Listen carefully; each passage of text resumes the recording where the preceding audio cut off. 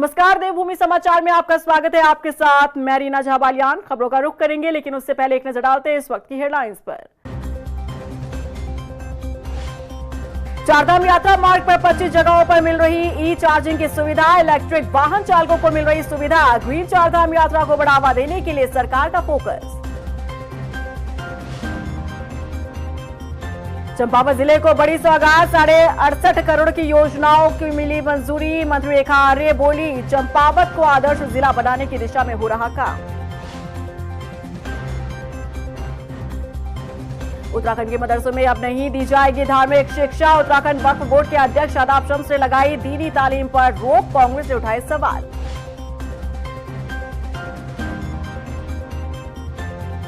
और एसआईटी करेगी UP RNN के 136 करोड़ रुपए के घोटाले की जांच। उत्तराखंड के 5 अधिकारियों पर था निर्माण कार्य में धांधली का आरोप। अब बड़े खुलासे की उम्मीद।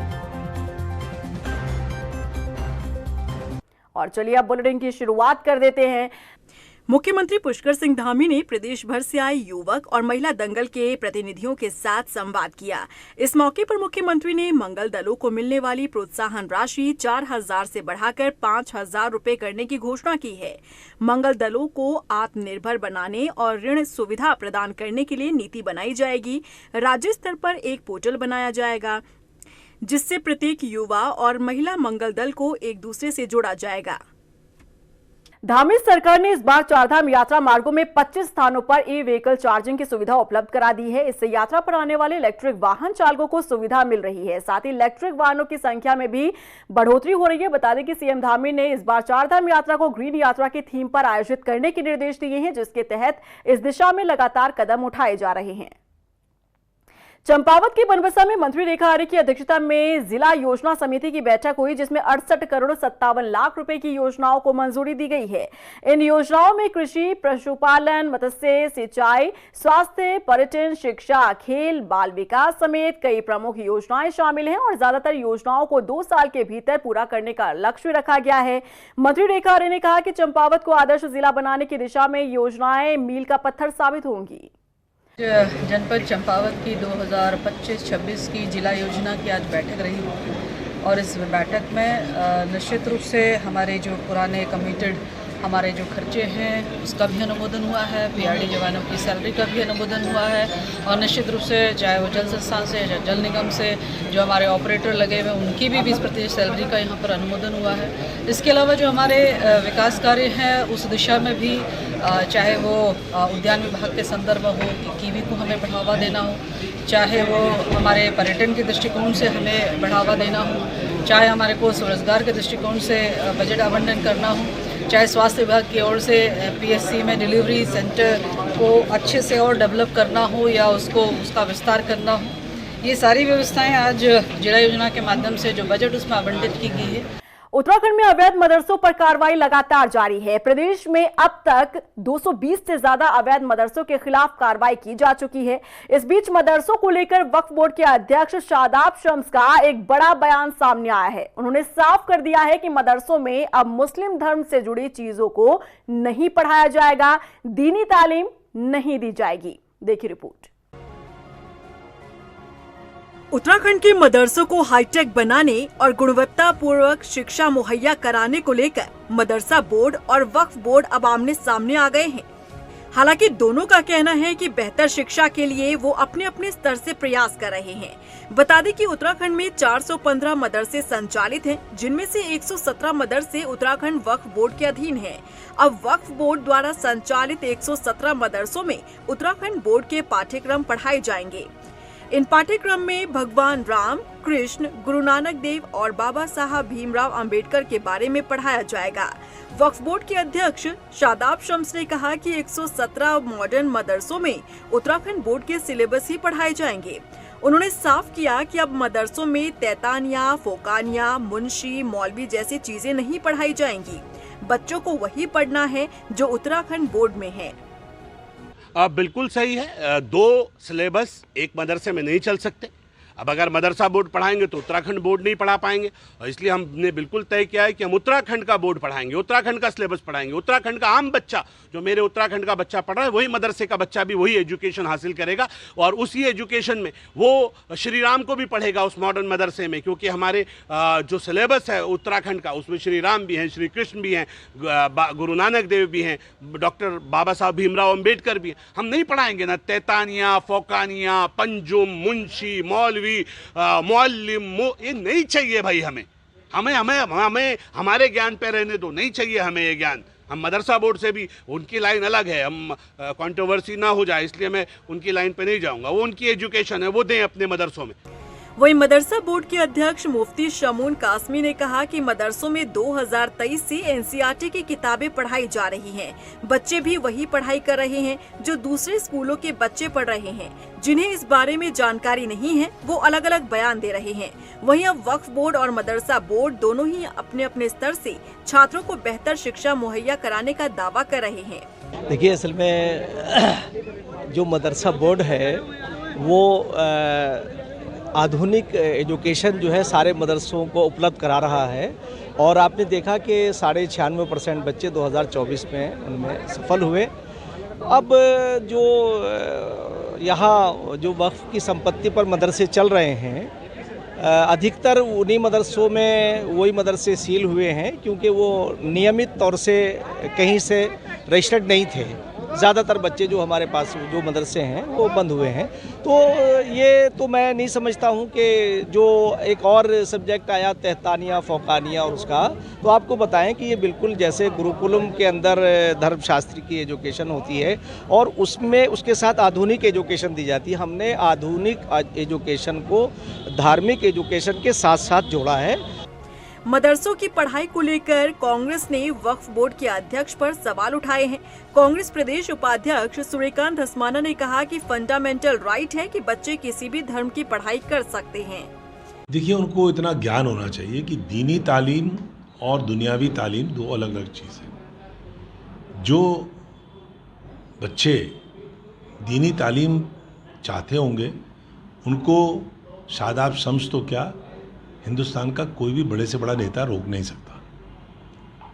ये हमारे संविधान ने हमको अधिकार दिया है कि हम किस मज़हब को प्रैक्टिस करें, हम किस धर्म को माने। राइट ऑफ रिलीजन ये हमारा फंडामेंटल राइट है। तो इस तरह की मूर्खतापूर्ण बात का जवाब देना तो मैं समझता हूँ कि कोई होशियारी का काम नहीं है। वक्फ बोर्ड के अध्यक्ष द्वारा मदरसों को मॉडर्न बनाने की कवायद शुरू की जा रही है। वक्फ बोर्ड के अंदर जितने भी मदरसे आते हैं उन सभी में अब दीनी तालीम नहीं दी जाएगी, बल्कि उत्तराखंड बोर्ड के सिलेबस को पढ़ाया जाएगा, जिसे लेकर विपक्षी दल वक्फ बोर्ड के अध्यक्ष पर निशाना साध रहे हैं और संविधान न मानने की बात कह रहे हैं। अब देखना होगा कि आगे आने वाले समय में मदरसा बोर्ड की शिक्षा पद्धति में कितने बदलाव देखने को मिलते हैं और इसका विशेष समुदाय के बच्चों पर क्या असर पड़ता है। उधर रुड़की के भगवानपुर की बीजेपी ब्लॉक प्रमुख करुणा कर्णवाल ने मुख्यमंत्री आवास के बाहर आत्मदाह की चेतावनी दी। दरअसल करुणा कर्णवाल ने एक बार फिर से पूर्व विधायक और राज्य मंत्री देशराज कर्णवाल पर उनके खिलाफ षड्यंत्र रचने का आरोप लगाया है। साथ ही उन्होंने कहा कि अगर शिकायत करने पर इस बार उल्टा ही उन पर कोई कार्रवाई हुई तो वो सीएम आवास के बाहर आत्मदाह करेंगी। देखिए, डर तो यही है कि फिर से वो मुझे यहाँ से हटवा न दे, क्योंकि पहले भी गलत कार्रवाई हुई थी और इस बार भी, क्योंकि मुझे बार बार सुनने को मिल रहा है इधर से भी उधर से भी कि भाई तुम्हें फिर से हटवा दिया जाएगा। और कुछ तो बल्कि ब्लॉक में भी बातें चल रही थी कि कितने दिन रह गए इसके, 3-4 दिन रह गए हैं और फिर से इसको हटवा दिया जाएगा। तो वो मुझे काम भी नहीं करने दे रहे, क्योंकि अच्छे से अधिकारियों को उन्होंने इतना गुमराह कर दिया कि वो गलत कार्रवाई करने पर उतर गए।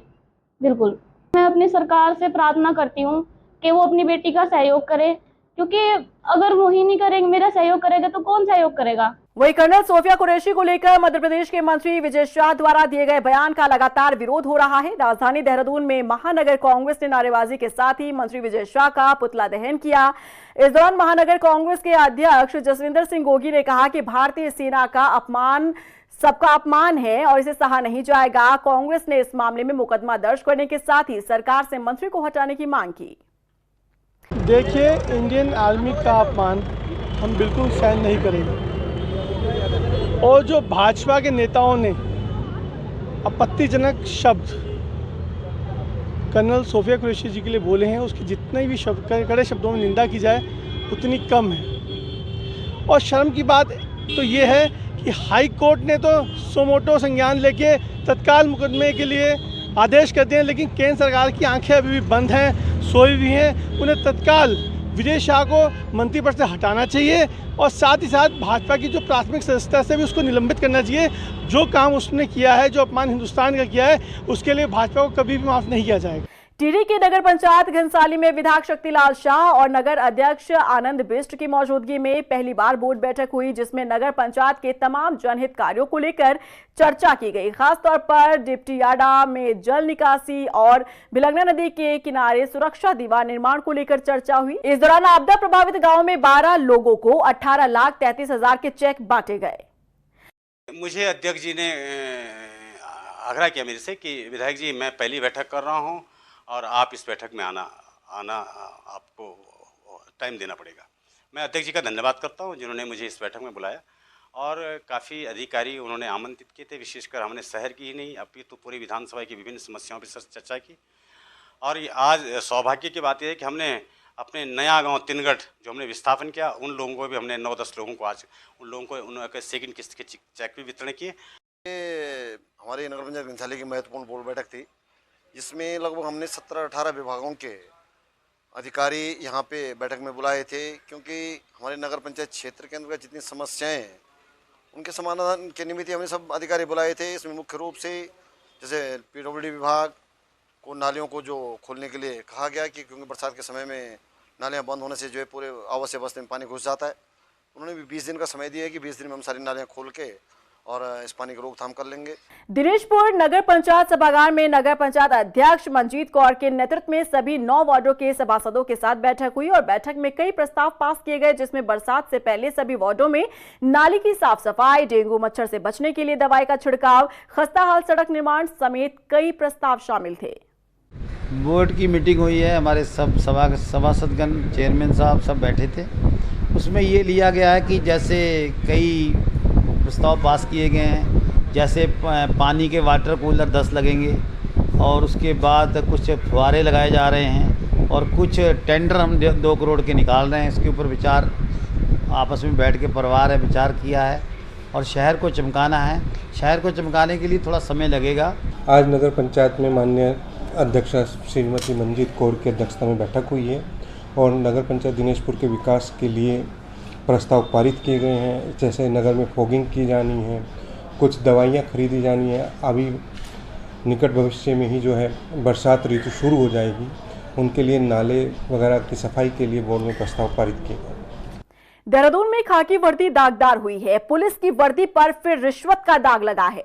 आईएसबीटी चौकी इंचार्ज की रिश्वत लेते हुए विजिलेंस की टीम ने रंगे हाथों गिरफ्तार किया और इस मामले ने पूरे पुलिस विभाग को ही कटघरे में खड़ा कर दिया है। देखिए रिपोर्ट। फिर दागदार हुई खाकी वर्दी, पुलिस की वर्दी पर रिश्वत का दाग। रिश्वत लेते रंगे हाथों पकड़ा गया आईएसबीटी चौकी इंचार्ज। उत्तराखंड में जीरो टॉलरेंस की नीति पर सरकार काम कर रही है और इसी के तहत बड़ी कार्रवाई भी की गई। राजधानी देहरादून में खाकी वर्दी दागदार हुई है। रिश्वत का दाग पुलिस वाले पर लगा, जिसे रंगे हाथों गिरफ्तार किया गया। आईएसबीटी चौकी इंचार्ज को 1 लाख रुपए की रिश्वत लेते हुए गिरफ्तार किया गया है। दरअसल पटेल नगर कोतवाली क्षेत्र की आईएसबीटी चौकी इंचार्ज देवेश घोषाल के खिलाफ विजिलेंस को एक लिखित शिकायत मिली थी और शिकायतकर्ता ने बताया कि बंजारावाला इलाके में भूमि विवाद को लेकर एक मामले की जांच चौकी इंचार्ज के पास थी। जांच से पीड़ित का नाम हटाने को लेकर चौकी इंचार्ज ने 1 लाख रुपए की डिमांड की थी। योजना के तहत शिकायतकर्ता को रिश्वत की तय रकम 1 लाख रुपए के साथ भेजा गया, जिसके बाद चौकी इंचार्ज को विजिलेंस टीम ने रंगे हाथों गिरफ्तार कर लिया। चौकी इंचार्ज के इस कदम ने पुलिस विभाग को कटघरे में खड़ा कर दिया। एक और डीजीपी उत्तराखंड और आईजी गढ़वाल का मुख्यालय इसी देहरादून में है और दूसरी ओर उन्हीं के शहर में पुलिस अफसर खुलेआम रिश्वत की मांग कर रहे हैं। ये घटना सिर्फ एक पुलिस वाले की गिरफ्तारी नहीं है, बल्कि पूरी व्यवस्था की साख पर गहरी चोट है। फिलहाल आरोपी के खिलाफ भ्रष्टाचार निवारण अधिनियम के तहत केस दर्ज कर लिया गया है, लेकिन सवाल ये है कि क्या यही वो पुलिस है जिस पर जनता भरोसा करती है? क्या ये कार्रवाई आने वाले समय में भ्रष्ट अधिकारियों के लिए सबक बनेगी या फिर आई गई बात बनकर रह जाएगी? वहीं इस मामले में आईजी गढ़वाल का कहना है कि घटना होते ही तत्काल प्रभाव से आरोपी दरोगा को निलंबित कर दिया गया और ये घटना अन्य पुलिस के लिए सबब है। साथ ही जनता से भी अपील की गई कि रिश्वतखोरी के खिलाफ शिकायत करें। ये मामला जो कल आया जिसमें कि विजिलेंस की टीम ने एक सब इंस्पेक्टर को ट्रैप किया है, जैसे ही हमें इसकी जानकारी मिली मैंने एसएसपी को आदेशित किया कि संबंधित एसआई को तत्काल प्रभाव से उसको निलंबित कर दिया जाए और विजिलेंस की टीम को जो भी सहयोग जो डिस्ट्रिक्ट पुलिस की तरफ से उनको चाहिए उनको निर्देशित किया गया है कि उनको पूरा इसमें कोऑपरेट करें और साथ साथ जैसे सरकार के सभी सतर्कता विभाग, पुलिस विभाग का ये उद्देश्य रहा है कि भ्रष्टाचार के विरुद्ध ज़ीरो टॉलरेंस की नीति है, उसको हम लेटर स्पिरिट में हम इसको लागू करें। और आपके माध्यम से मैं भी संबंधित को समस्त नागरिकगण को मैं ये बताना चाहता हूं कि अगर आपको किसी भी तरह की अगर ऐसी कोई शिकायत मिलती है तो हमारे रेंज कार्यालय में आप वो सूचना दे सकते हैं। इसके नंबर्स भी हम लोगों ने पब्लिक में फ्लैश किए हुए हैं। तो किसी भी स्तर पर कहीं भी इस तरीके की भ्रष्टाचार की कोई अगर इस तरीके की कोई कृत्य करता है तो उसके विरुद्ध में हम कठोर कार्रवाई करेंगे। भ्रष्टाचार पर विजिलेंस लगातार कार्रवाई कर रही है और इसी साल अब तक विजिलेंस ने 9 भ्रष्ट अधिकारी कर्मचारियों को जेल भेजा है जो खुलेआम रिश्वतखोरी कर रहे थे। लेकिन ऐसे पुलिस कर्मियों के कारण ही खाकी वर्दी से लोगों का भरोसा कमजोर होता जा रहा है। आईजी गढ़वाल राजीव स्वरूप ने उत्तर प्रदेश राजकीय निर्माण निगम के पूर्व अधिकारियों की ओर से निर्माण कार्यों में किए गए 136 करोड़ रुपए के घोटाले की जांच के लिए एसआईटी गठित कर दी है। उन्होंने देहरादून के एसएसपी को 15 दिन के भीतर रिपोर्ट सौंपने के निर्देश दिए हैं। बता दें कि निगम के तत्कालीन परियोजना प्रबंधक और परियोजना महाप्रबंधक ने सहायक लेखा अधिकारी के साथ मिलकर निर्माण कार्यों में 136 करोड़ रुपए का घोटाला किया था। साल 2012 से 18 के बीच इस घोटाले की परतें खुली और तब से ही मामले की जांच चल रही है। देखिए, इसकी एक प्रकरण आया था कि यूपी राजकीय निर्माण निगम के द्वारा जो जितने भी टेंडरिंग प्रोसेस हुए थे, जिन्होंने काम किए थे, उसमें एक बहुत गड़बड़ियां आई थी जिसकी शासकीय स्तर पे भी जांच हुई थी और शासकीय स्तर पे जांच होने के बाद में संबंधित के विरुद्ध में नेहरू कॉलोनी में मुकदमे पंजीकृत किए गए थे जो लगभग 136 करोड़ की राशि की जिसमें गड़बड़ियों के प्रथम दृष्टया प्रमाण मिले थे। तो इसको देखते हुए हमारे नेहरू कॉलोनी में ये एफआईआर दर्ज की गई थी। उसको हमने रिव्यू किया। रिव्यू के पश्चात में मैंने रेंज स्तर पे एक स्पेशल एसआईटी का गठन किया है जिसका पर्यवेक्षण जो है वो एसपी सिटी द्वारा किया जाएगा। ये एसआईटी नियमित रूप से प्रभावी ढंग से कार्रवाई करना शुरू कर दिया है। अभी प्रारंभिक दौर पे हम लोगों ने जो जो डॉक्यूमेंट्स थे वो सबको अपने एसआईटी को ट्रांसफर करवा दिया है। हल्द्वानी में गोलापार क्षेत्र में अवैध रूप से काटी गई प्लॉटिंग पर विकास प्राधिकरण ने बड़ी कार्रवाई की है। सिटी मजिस्ट्रेट एवं प्राधिकरण के संयुक्त सचिव एपी वाजपेयी के नेतृत्व में करीब 150 अवैध प्लॉट ध्वस्त किए गए हैं। जानकारी के मुताबिक लगभग 3 हेक्टेयर भूमि पर बिना परमिशन के प्लॉटिंग की जा रही थी। इस मामले में पहले ही प्राधिकरण की ओर से चालान और नोटिस जारी किए गए थे।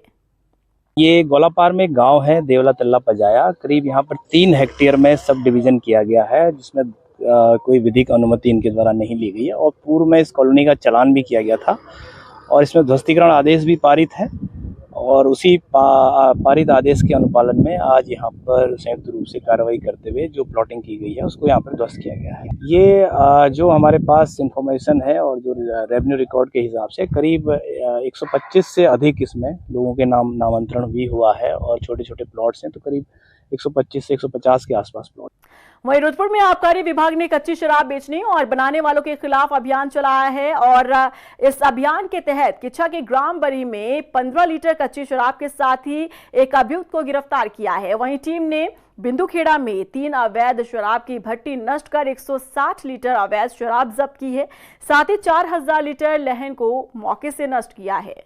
सीएम हेल्पलाइन से एक शिकायत प्राप्त हुई थी। इसमें एक बबली नाम की महिला शराब बेच रही थी। उसको हमने 14 तारीख को 15 लीटर शराब के साथ गिरफ्तार किया है। इसके अलावा टीम द्वारा बिंदुखेड़ा में 3 भट्टियों को नष्ट किया गया है, जिसमें 160 लीटर अवैध शराब हमको मिली है। ये कार्रवाई भट्टियों के खिलाफ आगे भी जारी रहेगी। इसके अलावा हम ओवर रेटिंग को रोकने के लिए विभाग द्वारा अभियान चलाया जा रहा है, उस पर भी हम काम कर रहे हैं। उत्तराखंड में क्रिकेट के मैदान से खेल प्रेमियों के लिए एक अच्छी खबर है। 23 मई से देवभूमि गोल्ड कप क्रिकेट एसोसिएशन 41 में all India gold cup cricket tournament का आयोजन करने जा रहा है। इस टूर्नामेंट में देश के अलग अलग राज्यों की 12 टीम और 4 कॉर्पोरेट क्रिकेट क्लब की टीमें हिस्सा ले रही हैं, जिन्हें 4 अलग अलग ग्रुपों में बांटा गया है। खास बात यह है कि इस साल टूर्नामेंट के सभी मुकाबले देहरादून के 4 cricket ground, Maharana Pratap sports college, Rajiv Gandhi international cricket stadium, Ayush cricket ground और अभिमन्यु क्रिकेट एकेडमी में खेले जाएंगे। 8 जून को टूर्नामेंट का फाइनल खेला जाएगा। आज प्रेस वार्ता करी है, 23 तारीख से टूर्नामेंट शुरू है, तो आप लोगों का सहयोग भी हमारे लिए बहुत ज़रूरी है। तो प्रेस वार्ता का और प्रेस का, इलेक्ट्रॉनिक मीडिया का, सबका हमें सहयोग चाहिए कि हमारे टूर्नामेंट जो है आपके माध्यम से और पूरे हिंदुस्तान में ये फैले। और ये 41st है हमारा ये गोल्ड कप। 1981 से शुरू हुआ था, बीच में 2 साल कोविड के निकल गए। तो आप सबका जो है हमें सहयोग चाहिए ही चाहिए, क्योंकि जितना इसका नाम होगा, देहरादून का नाम होगा, हमारे उत्तराखंड का नाम होगा देश में। दिनेशपुर थाना क्षेत्र के खटोला गांव में कुमाऊं रेजिमेंट के नायब सूबेदार आनंद सिंह कार्की का हार्ट अटैक से निधन हो गया। इस मौके पर परिवार और आसपास के लोगों ने उन्हें श्रद्धांजलि दी, लेकिन अफसोस की बात है कि उनके निधन पर कोई भी अधिकारी नहीं पहुंचा। बता दें कि आनंद सिंह कार्की के पिताजी राम सिंह कार्की स्वतंत्रता सेनानी थे। आनंद सिंह कार्की 1962 में चीन, 65 में पाकिस्तान और 1971 में भारत पाकिस्तान युद्ध में बांग्लादेश को मिली आजादी की लड़ाई में वो शामिल थे। और इसी के साथ फिलहाल इस बुलेटिन में बस इतना ही, लेकिन चलते चलते एक नजर डालते हैं इस वक्त की हेडलाइंस पर। चारधाम यात्रा मार्ग पर 25 जगहों पर मिल रही ई चार्जिंग की सुविधा, इलेक्ट्रिक वाहन चालकों को मिल रही सुविधा। ग्रीन चारधाम यात्रा को बढ़ावा देने के लिए सरकार का फोकस। चंपावत जिले को बड़ी सौगात, 68.5 करोड़ की योजनाओं की मिली मंजूरी। मंत्री रेखा आर्य बोली, चंपावत को आदर्श जिला बनाने की दिशा में हो रहा काम। उत्तराखंड के मदरसों में अब नहीं दी जाएगी धार्मिक शिक्षा। उत्तराखंड वक्फ बोर्ड के अध्यक्ष आदाब शम्स ने लगाई दीनी तालीम पर रोक, कांग्रेस ने उठाए सवाल।